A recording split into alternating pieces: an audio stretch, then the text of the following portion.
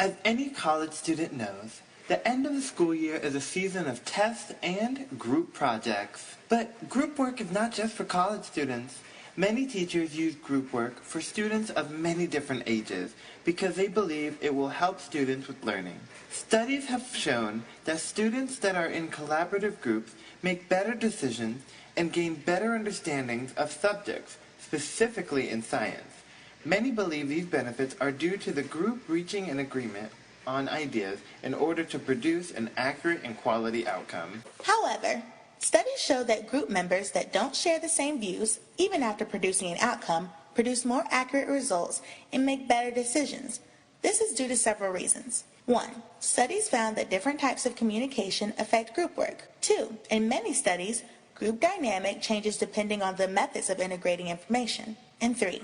Age and gender have big impacts on group dynamics and effectiveness. So let's take a closer look at this. In order to understand how communication affects group work, we should talk about some specific types of communication. Previous research has shown that there are 4 main categories of communication among groups of children: collaborative, controlling, obliging, and withdrawing.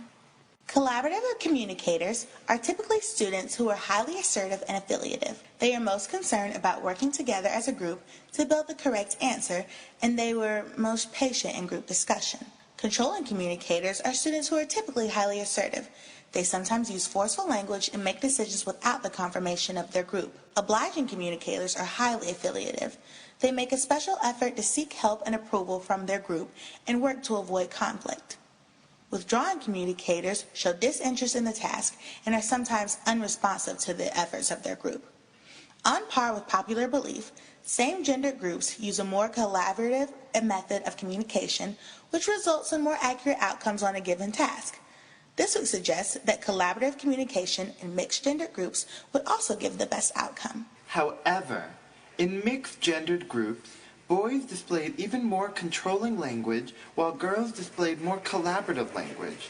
These mixed-gendered groups, where boys and girls had opposing views, resulted in just as many accurate answers in a given task as the same-gendered collaborative group. Why? Because boys were able to force their opinions, which held more accurate answers? No. Because girls were persuasive in their opinions, which held more accurate answers? No. The truth is that the presence of more controlling communication most likely forced both sides to confront their opposing views, and the elements of collaborative communication helped integrate the answers together. However, how do children integrate information when they have opposing views? Studies have found that groups integrate their views in 2 different ways. The first way of integrating views is by having every group member contribute information and piecing them together into one whole. This holistic form of integration requires a lot of coordination of different perspectives and advanced thinking. The second way is by having 1 or 2 members contribute ideas that are either rejected or accepted by the group, which is like tutoring. Young children use this method of integration more because it requires less cognitive effort than the holistic method. However, children use a more advanced form of the tutoring where they compare ideas, then resolve them. This is where things get interesting. When groups are unable to agree on information, they automatically leave it unresolved. Researchers have found that 58% of contradicting ideas mentioned in a group are never explicitly rejected or accepted. Although unresolved conflicts seem unproductive, research has shown that unresolved conflicts are related to cognitive growth. Even though conflicts help groups, how do they come about? Conflicts can happen when unique information is mentioned, and by unique, I don't mean special. Instead, I mean ideas that only one group member knows. Studies have found that groups that exchange unique information engage in higher quality decisions than individuals making decisions on their own. In a recent study, researchers compared 2 groups of children and their decisions on 2 candidates applying for a role in a musical.